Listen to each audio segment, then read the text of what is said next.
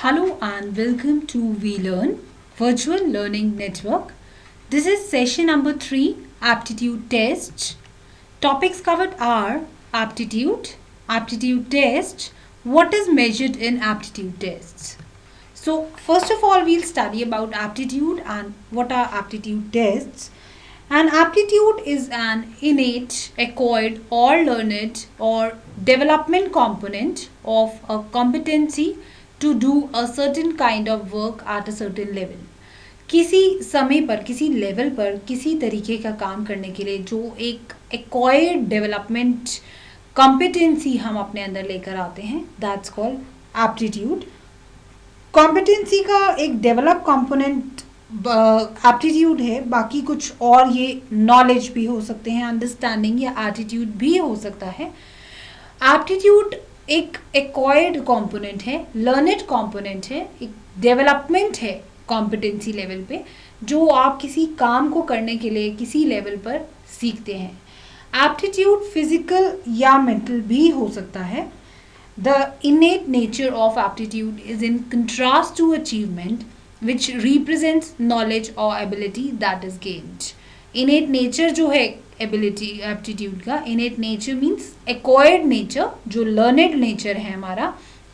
It's in sharp contrast to achievement, which represents knowledge or ability that is gained. ये बिल्कुल contrast में है achievements के, क्योंकि वो क्या रिप्रेजेंट करती हैं, वो हमारी नॉलेज और एबिलिटी जो हमने गेन की है उसे रिप्रेजेंट करती है. जबकि ये एक लर्नेड कंपोनेंट है कॉम्पिटेंसी का जो हम किसी टास्क या किसी वर्क को करने के लिए एक्वायर करते हैं. Now there are few questions for you. जिस तरीके से आप कुछ लर्न कर पाएंगे, मैं आपके लिए ये बहुत ईजी टास्क बनाना चाहती हूँ कि आप एप्टीट्यूड को सीखें बट बहुत ही ईजी वे में, जिसकी वजह से मैं आपको यहाँ पर एक क्वेश्चन दे रही हूँ और इसके थ्रू मैं ये दिखाऊंगी आपको कि कैसे आप चीज़ें लर्न कर सकते हैं. How can you learn certain things और एक तरीका, एक इनेट एबिलिटी आप जो सीख सकते हैं for doing certain kind of work at a certain level. First question, how do you put a giraffe into a refrigerator. आप इस जिराफ को कैसे रेफ्रिजरेटर में डाल सकते हैं. So answer is open the refrigerator and put in the giraffe and close the door. तो इससे आप क्या सीखे? This question test whether you tend to do simple things in an overly complicated way or not. ये आपको सिखाता है, ये टेस्ट करता है क्वेश्चन कि आप सिंपल थिंग्स को किस तरीके से, बहुत ही कॉम्प्लिकेटेड तरीके से करते हैं, किस तरीके से करते हैं. वही how do you put an elephant into a refrigerator. Did you say open the refrigerator, put in the elephant and close the refrigerator? Wrong. So correct answer is open the refrigerator, take out the giraffe and put in the elephant and close the door. So इस तरीके से आप this test, इससे क्या आपको help milli. This test your ability to think through the repercussions of your previous actions. ये क्या ability, इस test से आप क्या सीख पाए ताकि आप सोच सकें जो भी रिपरकशंस रहे थे पिछले एक्शन के, यानी कि पिछला क्वेश्चन जो मैंने आपको दिया था उसमें जो रिपरकशंस रहे उनके आप कैसे उन पर सोचते हैं, कैसे सोचकर उनको अपनी नई एबिलिटी, कैसे लर्नेड डेवलपमेंट जो है कंपोनेंट अपने इस कॉम्पिटेंसी में लेकर आ सकते हैं, ये आप सीख पाए. तो इस तरीके के एप्टीट्यूड टेस्ट आपको ऐसी नॉलेज देते हैं जिनसे कि आप उन टास्क को और एक बेहतर तरीके से परफॉर्म कर सकते हैं. कैसी एबिलिटी है ये, एक ऐसा इनेट लर्नेड कंपोनेंट है जो आपको हेल्प करेगा to do a certain kind of work at certain level. Lion King is hosting an animal conference. All the animals attend except one. Which animal does not attend? The elephant, because the elephant is in the refrigerator. You just put him there. This tests your memory. यहाँ पे आपके बारे में क्या पता चला कि memory के बारे में. Okay, if you did not answer the first 3 questions correctly, you still have one more chance to show your true abilities. एक और क्वेश्चन अभी बचा है. अब आप ट्राई कर सकते हैं इस क्वेश्चन में कि कैसी एबिलिटीज़, फर्स्ट क्वेश्चन में मैंने आपका देखा कि आप किस तरीके से क्वेश्चंस को लेते हैं, सेकंड में मैंने देखा कि रेपरकशंस जो आपके पिछले यूनिट में थे या पिछले क्वेश्चंस में थे या पिछली बातों में थे, उन पर आप सोच विचार करके दे पाए या नहीं दे पाए। थर्ड क्वेश्चन में मेमोरी टेस्ट भी हो गया, ये सब एप्टीट्यूड में आ जाता है। Next question is there is a river you must cross but it is inhabited by crocodiles, how do you manage it. एक रिवर है जहाँ पर क्रोकोडाइल्स रहते हैं, तो आप कैसे उसे क्रॉस करेंगे। So you can answer, now the answer is you swim cross, all the crocodiles are attending the animal meeting, this test whether you learn quickly from your mistakes। तो ये टेस्ट क्या कर रहा है आपका कि वाकई में आप अपनी मिस्टेक से सीख पाते हैं या नहीं सीख पाते हैं। तो इस टाइप के एप्टीट्यूड टेस्ट आपको नई चीज़ें लर्न करने में हेल्प करते हैं। अब to put it in more complicated and a complex manner, यहाँ से हम सीखेंगे कि एप्टीट्यूड में एक्चुअली आता क्या क्या है। टेंडेंसी, इंक्लिनेशन, आपके अंदर क्या टेंडेंसी है, क्या इंक्लिनेशन है, आप उसको सीखने की आपके अंदर कितनी एबिलिटी है, natural ability, readiness to learn, personal weaknesses and strength, ये सब आपकी एप्टीट्यूड में आता है कि आप उस चीज़ को सीखने के लिए कितने विलिंगनेस हैं लर्न करने के लिए, कितनी रेडीनेस है आप उस चेंज को एक्सेप्ट करने में, नेचुरल एबिलिटी कितनी है, personal strength and weakness.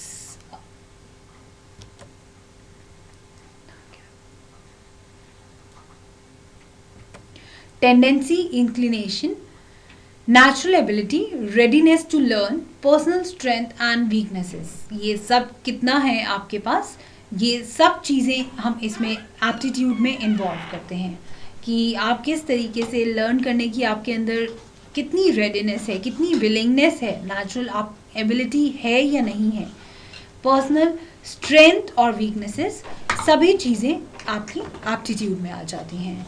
Next, what is actually measured with aptitude. Aptitude में हम क्या क्या मेजर करते हैं, अब इनको थोड़ा सा डिटेल में we'll put it in more complicated and complex manner. First is verbal reasoning, पहली चीज वर्बल रीजनिंग है।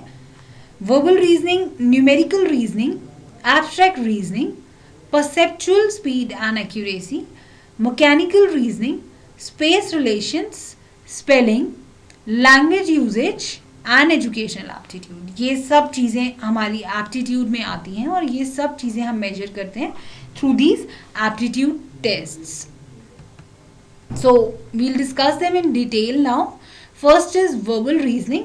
वर्बल रीजनिंग जो टेस्ट है, this test measures the ability to reason with words and to think logically. ये test जो है वो आपकी एबिलिटी मेजर करता है कि आप किस तरीके से वर्ड्स को रीज़न देते हैं, यानी कि सोच समझ कर कोई बात बोलते हैं या बिना समझे ही आप वर्बल रीजनिंग पे कितना ध्यान देते हैं, यानी कि जो वर्ड्स का यूज़ आप कर रहे हैं उनको आप रीज़न देने के समय पे किस तरीके से इस्तेमाल करते हैं, यानी कि प्रेजेंट करना है जब आपने वर्ड्स के थ्रू, तो उन्हें रीज़न, एक एबिलिटी है ये जिससे कि हम पहचान पाते हैं। इस टेस्ट में हम ये पहचानते हैं कि हमारे पास कितनी एबिलिटी है कि हम किस तरीके से वर्ड्स को रीजनिंग के लिए यूज़ करते हैं and how we use to think logically with them. It's important for work involving communicating ideas और अंडरस्टैंडिंग रिटन मटेरियल। ये उस जगह पे काफ़ी इम्पॉर्टेंट है जहाँ पर हमें आइडियाज़ कम्युनिकेट करने हों या फिर रिटन मटेरियल को अंडरस्टैंड करना हो। And it's highly important in academic courses.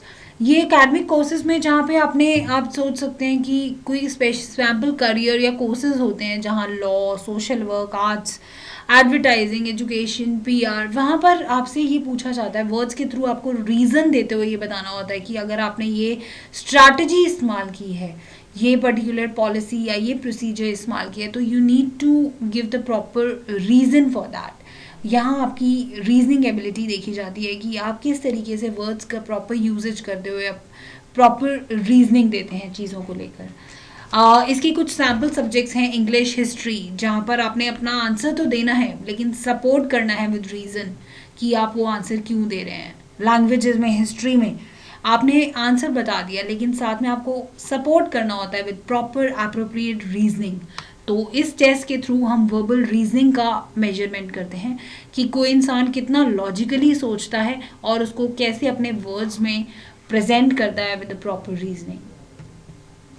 Next is numerical reasoning. Numerical reasoning की बात करें तो ये टेस्ट हमारा मेजर करता है our ability to reason with numbers. वहाँ पर हमने देखा वर्बल रीजनिंग में वहाँ पर हमारी एबिलिटी क्या चेक हो रही थी, टू रीजन विद वर्ड्स, कि हम वर्ड्स का कैसे इस्तेमाल करते हैं रीजनिंग देने में.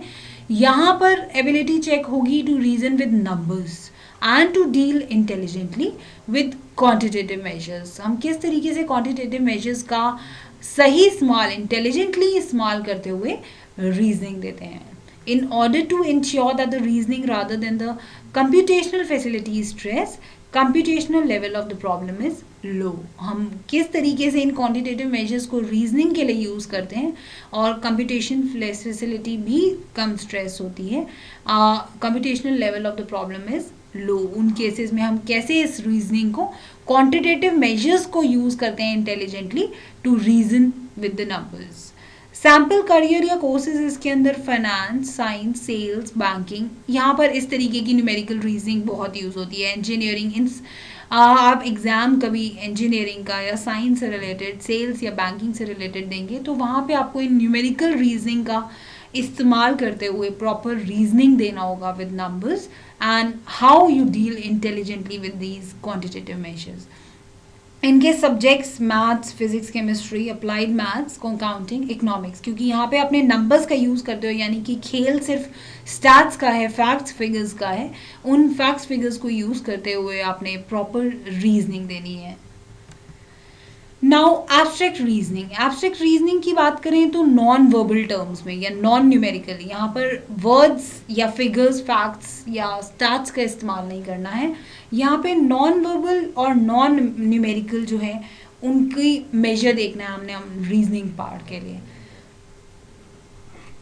It assesses how well one can reason with geometric figures और डिजाइंस, यानी कि कोई भी signs, symbols, gestures, postures, eye contact, head movements, इस तरीके के जो भी सिग्नल्स, साइंस हमें ज्योमेट्रिक फिगर्स या डिज़ाइंस हमें नॉन वर्बल साइंस के थ्रू इन नॉन वर्बल साइंस के थ्रू हमें रीजनिंग देनी है. इनके लिए सैम्पल करियर या कोर्सेज इंजीनियर, डॉक्टर, आप देख सकते हैं इंजीनियर, आर्किटेक्ट्स के लिए, टीचर के लिए, कंप्यूटर प्रोग्रामर्स के लिए, म्यूजिशियंस के लिए. यहाँ पर इनको वर्ड्स के थ्रू नहीं बल्कि नॉन वर्बल साइंस के through, geometric designs, geometric figures के थ्रू, मैनेजमेंट में, मैकेनिक्स में, इन सब चीज़ों का इस्तेमाल करते हुए आपको एब्स्ट्रैक्ट इंटेलिजेंट रीजनिंग देनी होगी. सैम्पल सब्जेक्ट्स इसमें फिजिक्स, केमिस्ट्री, क्योंकि वर्ड्स नहीं है, ना ही कोई फिगर्स हैं, न्यूमेरिकल्स कुछ भी नहीं है, सिर्फ आपके पास नॉन वर्बल यानी कि डिज़ाइंस हैं, फिगर्स हैं, डायग्राम्स हैं, उनके थ्रू आप non verbal and non numerical things के थ्रू आप अपने आप को इंटेलिजेंटली रीजन आउट करेंगे कि जो भी आप डिसीजन ले रहे हैं उसका रीज़न क्या है, वो आप इंटेलिजेंटली पुट करेंगे. इनके सैम्पल सब्जेक्ट्स आप देख सकते हैं physics, chemistry, bio, music, history and arts. Now about perceptual speed, ये भी एप्टीट्यूड का टेस्ट का हिस्सा है. इस तरीके से भी हमारा एप्टीट्यूड देखा जा सकता है कि हमारे अंदर कितनी विलिंगनेस है, कितने रेडीनेस है हम लर्न करने के लिए, हमारी कितनी नेचुरल एबिलिटी है इन सब चीज़ों को लर्न करने की. First is next is perceptual speed and accuracy, जिसमें हम ये देख रहे हैं it measures the ability to compare and mark written list quickly and accurately. इसमें हमारी एबिलिटी चेक की जाती है कि हम कंपेयर करते हैं और रिटन लिस्ट जो भी दी हुई है उसको कितनी जल्दी और कितने एक्यूरेट तरीके से कंपेयर करते हैं. Test items do not call for reasoning skills, the emphasis is on speed. यहाँ पर टेस्ट आइटम्स में रीजनिंग का काम नहीं है. जहाँ हमने पिछले तीनों पढ़े, जहाँ पे एब्स्ट्रैक्ट रीजनिंग या न्यूमेरिकल रीजनिंग या वर्बल रीजनिंग था, वहाँ पे रीजनिंग पर ज़्यादा हमने स्ट्रेस दिया. इस केस में आपको स्पीड और एक्यूरेसी देखनी है, यानी कि कितनी जल्दी आप कितनी स्पीड से वो काम करते हैं एंड दैट टू एक्यूरेट. तो यहाँ पर टेस्ट आइटम्स जो आपको जो भी क्वेश्चंस दिए जाएंगे वो रीजनिंग स्किल्स को जानने के लिए नहीं, आपकी एबिलिटी रीजनिंग स्किल्स को जानने के लिए नहीं, बल्कि एम्फोसिस होगा स्पीड आपकी जानने के लिए. important for scientific or technical work where precision is necessary. ये उन केसेस में बहुत ज़्यादा हेल्पफुल रहेगा, इंपॉर्टेंट रहेगा उन साइंटिफिक और टेक्निकल वर्क में जहाँ पे प्रिसीजन बहुत ज़रूरी है. प्रिसीजन मीन्स एक्यूरेसी बहुत ज़रूरी है.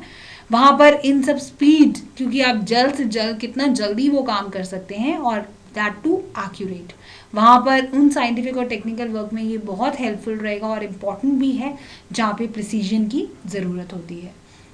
सैम्पल कोर्सेज और careers, IT labs, technicians, office administration, surgeon, forensics, यहाँ पर आपको जल्द से जल्द काम ख़त्म करना होता है एंड दैट टू एक्यूरेट. तो इन करियर्स में इन ऐसी एप्टीट्यूड टेस्ट की ज़रूरत पड़ती है और अपनी एबिलिटीज़ को बढ़ाने की ज़रूरत पड़ती है. सैम्पल सब्जेक्ट्स में देखें तो important in all subjects but the main challenges occur at examination. सभी सब्जेक्ट्स में इस तरीके की स्पीड और एक्यूरेसी की ज़रूरत है क्योंकि आपको स्पीड अपनी बनाए रखने की ज़रूरत है, कोई भी सब्जेक्ट हो, और वो भी आपको एक्यूरेट आंसर्स देने हैं. चैलेंजेस इसमें मोस्ट प्रॉब्ली तभी हम देख सकते हैं जब एग्जामिनेशन एक्चुअली प्रैक्टिकल वे में कंडक्ट हो रहा है, क्योंकि वहाँ जब हम एग्ज़ाम देने जा रहे हैं वहाँ पर हमारी स्पीड भी चेक होगी, perceptual speed along with our accuracy. This code may have implication regarding all the others. तो एक और एस्पेक्ट जो एप्टीट्यूड टेस्ट में हमारा चेक किया जा सकता है या जो एबिलिटी हमारी चेक की जा सकती है, मेजर की जा सकती है, that's perceptual speed and accuracy. इन सब टेस्ट को करने के बाद आप अपनी लाइफ स्किल्स, लाइफ को जीने के ढंग जो हैं वो बहुत बदल सकते हैं. इन टेस्ट के थ्रू आप अपना बिहेवियर बदल सकते हैं, नई नई चीज़ें सीख सकते हैं, रेडीनेस आ जाती है आपको लर्न करने की, विलिंगनेस आ जाती है. Next is mechanical reasoning. Mechanical reasoning में किस चीज़ आप देख सकते हैं, रीजनिंग की तो यहाँ बात कर रहे हैं, बट कौन सी रीजनिंग की बात कर रहे हैं, ये मेजर करता है हमारी ability to understand basic mechanical principles of machinery. यहाँ पर मैकेनिक्स मीन्स मशीन्स के बारे में बात कर रहे हैं. यहाँ पर हमारी एबिलिटी चेक करी जाती है कि हम कितने अच्छे से अंडरस्टैंड करते हैं बेसिक मैकेनिक प्रिंसिपल, मशीन्स के, टूल्स के, मोशंस के, या एवरीडे फिजिक्स के लॉज की, जो भी मशीन्स का काम है वहाँ पर उसे हम कितने अच्छे से समझते हैं और प्रॉपर रीजनिंग के लिए उसे यूज़ करते हैं to present ourselves in the most intelligent manner. Sample course और करियर्स इस केस में रहेंगे इंजीनियर, मैकेनिक, इलेक्ट्रीशियन, टेक्नीशियन, क्योंकि ये लोग मशीन्स को बहुत बेहतर तरीके से समझने की कोशिश करते हैं and they try to understand basic mechanical principles of machinery, tools, motions and laws of everyday physics. Sample subjects इसमें फिजिक्स एंड अप्लाइड मैथ्स आ जाते हैं. Next is space relation. Space relation से जैसे आपको समझ आ रहा है कि it measures ability to visualise a 3 dimensional object from a 2 dimensional pattern. यहाँ पर 2 डायमेंशनल पैटर्न के अंदर जब हमें 3 डायमेंशनल ऑब्जेक्ट समझ में आ पा रहा है या नहीं आ पा रहा, हम विजुअलाइज कर पा रहे हैं इस टाइप के पैटर्न्स या नहीं कर पा रहे हैं, to visualise how this object would look if rotated in space. और उस चीज़ को विजुअलाइज करना कि अगर इसे स्पेस में रोटेट करने के लिए दिया जाए तो हम कैसे ये विजुअलाइज कर सकते हैं उसे, how it would look if rotated in space. तो इस टाइप की परसेप्शन जो आप बना लेते हैं कि आपको एक कितना कंसंट्रेशन है आपका, स्पेस रिलेशंस आप कितने बिल्डअप कर पाते हैं, इस टाइप के सैम्पल कोर्सेज या करियर्स में आप art, design, architecture, engineering, carpentry, dentistry, photography, वहाँ पर इस टाइप के एप्टीट्यूड टेस्ट आप देख सकते हैं. इस टाइप की एबिलिटी वहाँ पे मेजर की जाती है कि हम एक 2 डायमेंशनल पैटर्न में से किस तरीके से 3 डायमेंशनल ऑब्जेक्ट को ऑब्जर्व कर पा रहे हैं, विजुअलाइज कर पा रहे हैं या नहीं. इसमें सैम्पल सब्जेक्ट्स रहेंगे art, home economics, technical graphics etcetera. Now about spelling, एक और टेस्ट है ये एप्टीट्यूड टेस्ट जहाँ पर measures ability to spell common English words. जहाँ पे हमारी इंग्लिश जो कॉमन इंग्लिश वर्ड्स हैं उस बारे में कितनी एबिलिटी है कि हम उन्हें स्पेल कर सकते हैं. यानी कि आपको ऑप्शंस दे दिए जाएंगे और आपको पहचानना होगा कि इनमें से कौन सा स्पेलिंग सही है, जिससे कि हमारी एबिलिटी चेक हो जाएगी कि how well we know about the spellings of common English words. ये एक बेसिक स्किल है जो बहुत सारे एकेडमिक और वोकेशनल परस्यूट्स में या कॉम्पिटिटिव लेवल पे इस तरीके के क्वेश्चंस दिए जाते हैं, especially in courses requiring written reports. तो ये एक और एबिलिटी है जो एप्टीट्यूड्स में टेस्ट में हमारी मेजर की जा सकती है, एक ability. Next is language usage. Language usage की बात जहाँ पे स्पेलिंग्स आपने देख लिया कि कॉमन इंग्लिश वर्ड्स की स्पेलिंग का चेक हमारा किया जा सकता है। लैंग्वेज यूजेज से बात कर रहे हैं ग्रामर के बारे में, पंचुएशन, कैपिटलाइजेशन के बारे में। Language usage measures the ability to detect errors in grammar, punctuation and capitalisation. ये हमारी एबिलिटी चेक करता है कि हम कितनी अच्छे से, हमारे अंदर क्या एबिलिटी है कि हम एरर्स को डिटेक्ट कर पाते हैं या नहीं कर पाते हैं in grammar, punctuation and capitalisation. Basic grammar में प्रेपोजिशंस, इंग्लिश की बात करें तो prepositions, adverbs, adjectives, nouns, basic grammar में हमारे हम एरर्स को डिटेक्ट कर पाए या नहीं कर पाए। पंचुएशंस में comma, semicolon, full stop, question mark. Capitalisation में हम डिटेक्ट कर पाए या नहीं कर पाए एरर्स। ये सब चीज़ें चेक की जा सकती हैं, मेजर की जा सकती हैं एप्टीट्यूड टेस्ट में। सैम्पल कोर्स और करियर में हम देखें तो राइटिंग, टीचिंग से रिलेटेड जितने भी करियर या कोर्सेज हैं वहाँ पे इस तरीके का लैंग्वेज यूजेज चेक किया जाता है, क्योंकि आगे स्टूडेंट्स को जब आपने पढ़ाना है या उन्हें टीच करना है तो इस टाइप के टीचिंग और राइटिंग में इस टाइप का लैंग्वेज यूजेज आपका बहुत ही स्मार्ट होना चाहिए, इंटेलिजेंट होना चाहिए। ऑलमोस्ट ऑल यूनिवर्सिटी कोर्सेज में इस तरीके का लैंग्वेज यूजेज एबिलिटी आपका चेक किया जा सकता है। सैम्पल सब्जेक्ट्स, इसमें all subjects, all exams, almost सारे ही एग्जाम्स में इस तरीके का लैंग्वेज यूजेज चेक किया जाता है, क्योंकि लैंग्वेज पे कमांड होना बहुत ज़रूरी है। Because you need to represent yourself, you need to present your thoughts, your feelings, your behaviour to the language usage only. तो इसका पार्ट जो है, इस टाइप के एप्टीट्यूड टेस्ट का पार्ट, ये सभी ऑलमोस्ट सभी सब्जेक्ट, सभी एग्जाम के एप्टीट्यूड टेस्ट में ये आ जाते हैं, इस टाइप के questions. Language usage and spelling are included in the DAT because the skills they measure important in so many areas of education and work. तो लैंग्वेज यूजेज और स्पेलिंग जो है वो DAT में भी इंक्लूड किया जाता है, because they measure are the skills they measure are important in so many areas of education and work. Educational aptitude यानी कि हम एज अ टीचर हम कितना वेल परफॉर्म कर पाएंगे, हमारे अंदर कितनी एबिलिटी है कि हम स्टूडेंट्स को कितने अच्छे से पढ़ा पाएंगे, वो चीज़ चेक की जाती है यहाँ पे वर्बल रीजनिंग और न्यूमेरिकल रीजनिंग कंबाइन करके आपसे क्वेश्चंस किए जाते हैं, जिसमें आपने रीज़न करना है through the use of words and numbers. और स्टैट्स, फिगर्स, स्टैटिस्टिक्स की हेल्प से आपको रीजनिंग देनी होगी। This score provides the best general measure of educational aptitude or the ability to learn from books and teachers and to perform well in academic subjects. ये जो score है best general major है हमारे educational aptitude का, जिसका मतलब कि हम कितने अच्छे से लर्न करते हैं बुक्स से, टीचर्स से, और कितना अच्छा वेल परफॉर्म कर सकते हैं हमारे अकेडमिक